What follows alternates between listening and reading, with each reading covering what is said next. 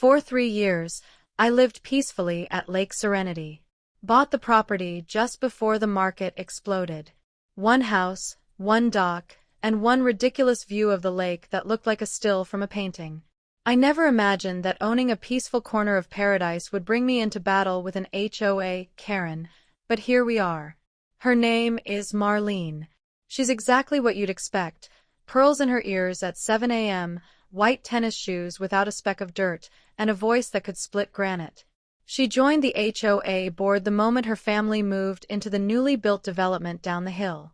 And from that moment, she treated the entire lake like her personal kingdom. It started small. A passive-aggressive flyer in my mailbox asking residents to respect community standards by removing unsightly lawn ornaments. I don't even own a garden gnome. I ignored it. Next came the knock. I remember it clearly.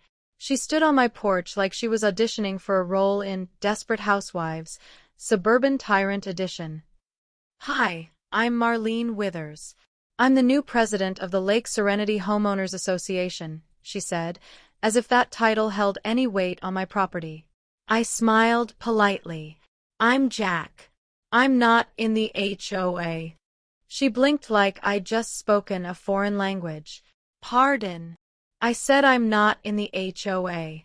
My property isn't part of your development. I've been here for years, before those houses were even built." Her smile twitched. "Oh, well, that's unusual."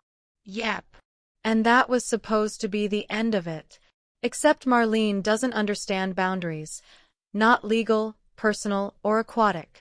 About 2 months later, I returned home from a weekend fishing trip to find a large, gaudy pontoon boat parked on my dock. A bright white beast with chrome railings and, I kid you not, a pink flamingo flag fluttering on the back. I stared at it for a long minute. Then I walked over, hoping maybe it belonged to someone lost or confused. But no.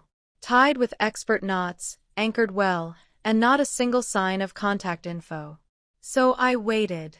That evening, a black Escalade pulled into my gravel driveway without invitation. Out stepped Marlene in her tennis whites and a sun visor that had no business being worn past sunset. "Hi," she chirped. I didn't reply. "Oh, don't be like that. I figured since the community dock is always so busy, and yours is just sitting here empty, I'd borrow a little space. You don't mind, right?" I looked her dead in the eye. "Move it." "Excuse me. I mind. It's my dock. You didn't ask." "Move the boat." Her lips tightened. "It's just temporary. We're hosting a lake party this weekend and—" "I'm not in the HOA," I said. "This dock, this land, and this part of the lake? It's all mine." She scoffed. "You can't own part of a lake." "But here's the thing, yes, I can. And I do." See, when I bought the property, the previous owner had been a savvy old man named Fred. Fred was the last holdout from before the developers rolled in and bought up all the land to build their faux luxury lakeside homes. When he sold to me, he sold everything, and that included the riparian rights. I didn't just own the land. I owned the lake bed and exclusive use rights for the entire cove, including 100 feet out into the water.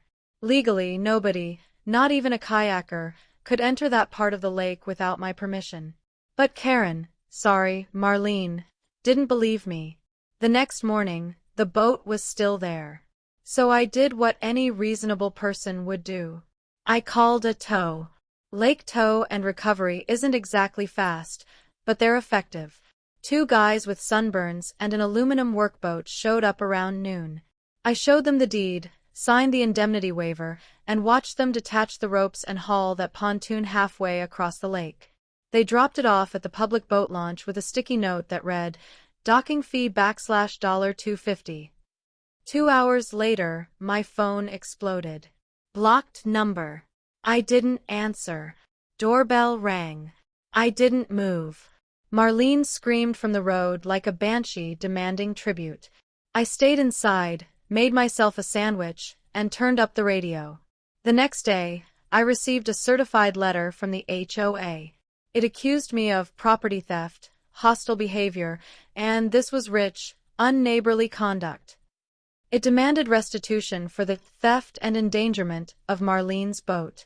I sent it back with a copy of my deed and a highlighted section that read, "Exclusive rights to shoreline and submerged land extending 100 feet from southern property boundary into Lake Serenity." I thought it was over. It wasn't. A week later, a construction barge showed up. They began installing a floating dock that started on HOA land but extended 90 feet into my water. When I asked the workers what they were doing, one shrugged and said, "Just doing what the lady paid us to." So I made another call. This time, to the county zoning department and the sheriff. See, by extending into my portion of the lake, they weren't just violating property boundaries, they were committing trespass. The sheriff showed up first. He was a relaxed guy named Carl, who'd been on the force since the lake had catfish bigger than dogs. "You ain't kidding about the deed, huh?" he said after reviewing the paperwork. "Nope." He walked down to the barge, exchanged a few words with the crew, and 15 minutes later, the whole operation packed up and left. But Marlene?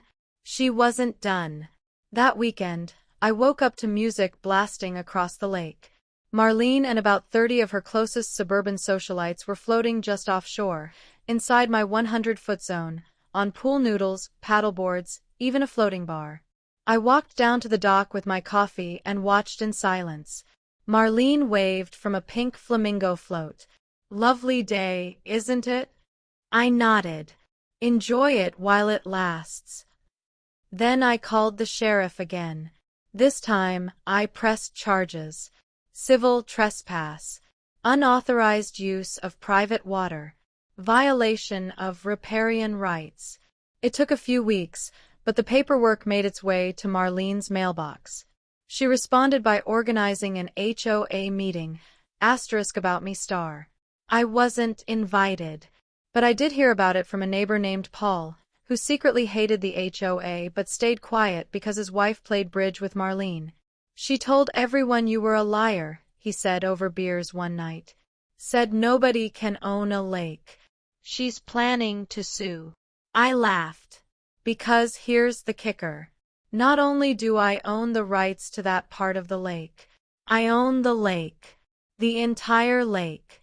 When Fred sold me the property, it came in two parts, land deed and water rights deed. Turns out, back in the 60s, Lake Serenity was man-made. Fred bought them quietly in the 80s for next to nothing.